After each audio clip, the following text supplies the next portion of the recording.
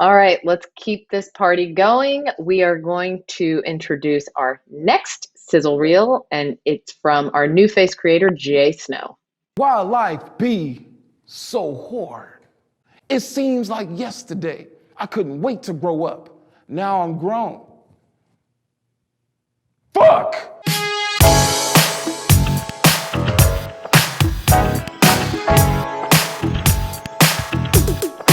I'm on my long run, and I gotta smoke a doobie. Bitches getting on my nerve at work today.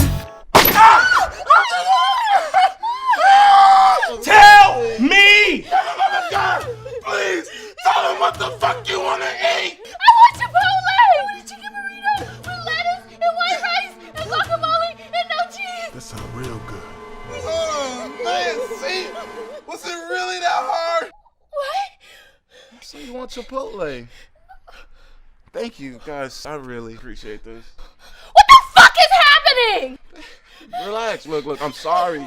It was all a scare tactic to get you to decide what you want to eat. Look, it's just a squib, see? But honestly, baby, I'm not feeling Chipotle. Yo, what if you tell Callie from there? Tell Callie from the stage about your sickness. Sickle cell isn't funny. So you tried it then.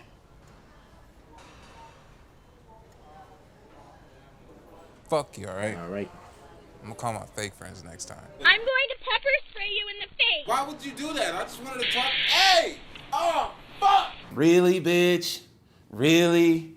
You gonna mace me with the bear mace? She told me go home. I am home. You go home. How do you think that made her feel? I don't care. She started yelling at me. I knew she wasn't gonna run up, cause I'm a bear. What seems to be the problem, sir? I'm having a sickle cell crisis.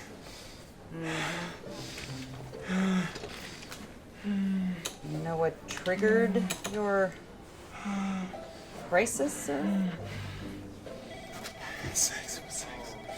Sir, you're gonna have to speak up. I was fucking! You never made me come. Never made me come. What? How is that even physically possible? Because you know what I do? I come before we start, and I hold it in my hands just like LeBron holds his baby powder, and I wait for the right time, and I let it go.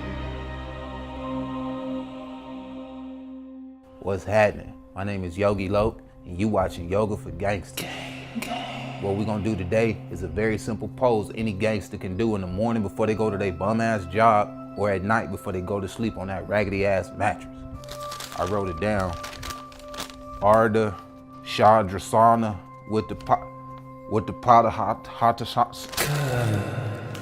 It's called the half moon pose. I feel like Jesus is the jealous type. Like he would have an app that tells him when people unfollowed him so he could confront them later. Like, hey, Judas, I noticed you unfollowed me on the gram. Are you losing faith in me, bro? I pray for a lot of different things. I'm a very spiritual person when my money slows up. I pray for real shit. I pray for cashiers that can't count. Ooh, come and grab your body pillow. Ooh, and baby, I'm your body pillow. Ooh, I'm nothing like that other fella. Baby, I'm your body pillow. Come and grab your body pillow. Damn. The anxiety. Jesus Christ. How you guys doing? Everybody's got funny stuff, and there's just so much in there that resonated with me personally. So it's what you do is very great. But for those people that are tuned in that don't know Jay Snow, he's an LA-based stand-up comic, writer, actor, and director, as you saw in his reel. Over 30 million views on his YouTube channel, which is JSnowPro. Produced for MTV's Fear Factor, Wild 'N Out, Safe Word, VH1's Hip Hop Squares, and more. Snow most recently wrote, directed, and starred in his award-winning digital short, Flawed. Okay. I want to start with a question that I think I haven't asked anybody else because of what you're doing in your content. You have such funny shit, but you have real shit inside of your content. So I want to hear about how like your journey and how you got to making the stuff that you're making and the why of it, because to me it's just you're doing a lot in even the littlest of clips.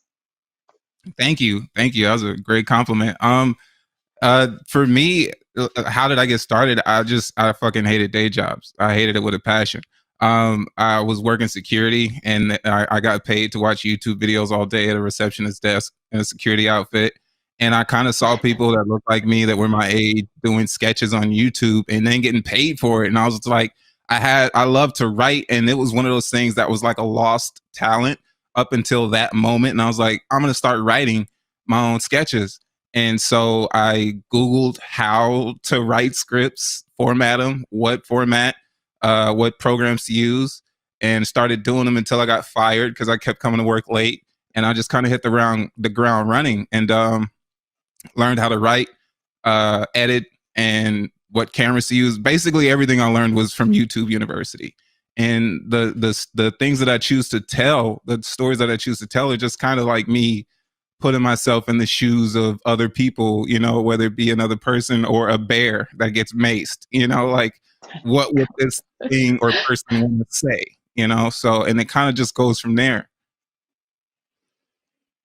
Well, what I thought was very, you know, cool about your content is that you are still talking about, like, you know, even saying sickle cell in your videos, right? Like that in its own right is bringing up something that, you know, a lot of people, one, don't really understand or know about, but like also just to talk about it was a very interesting thing to see. Like I'm so curious, like the why behind, you know, covering topics like that, but also putting it in a light that gives it awareness, but is still funny. Well, my intention behind that, and my film Flawed in particular, is I am a sickle cell patient.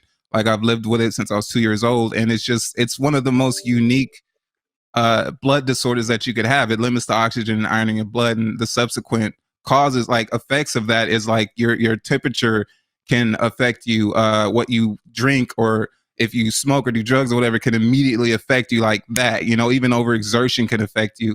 And you know, pools are like kryptonite to me. You know, like, and these are stories I think that are really interesting and should be talked about. Also, the film was kind of cathartic for me because for a while I would never talk about, I wouldn't tell people, you know, I'd do stand up and go to shows and really like push myself and then disappear. But really I'd be in the hospital, and it just got it got to a point to where I just wanted to put it into my art. So it became Flawed. And you know, it's just like pushing sickle cell and the stories of people with invisible disabilities close to the mainstream media was kind of the intention.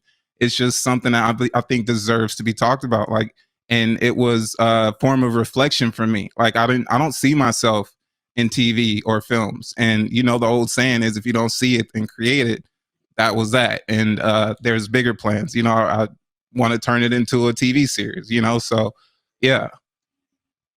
Well, I appreciate it. So if you, and I've asked almost everybody this, is that what's the headline? Tell us what your headline would be. I thought about this, and it was like so many goofy ones came up, like Jay Snow, the billionaire rose that grew from Compton streets. You know, I don't know. I think the most simple headline that I would love to see is learn how Jay Snow turned pain into power moves. It's probably as boss of a headline. Okay. You know, I appreciate that. That's boss. I like it.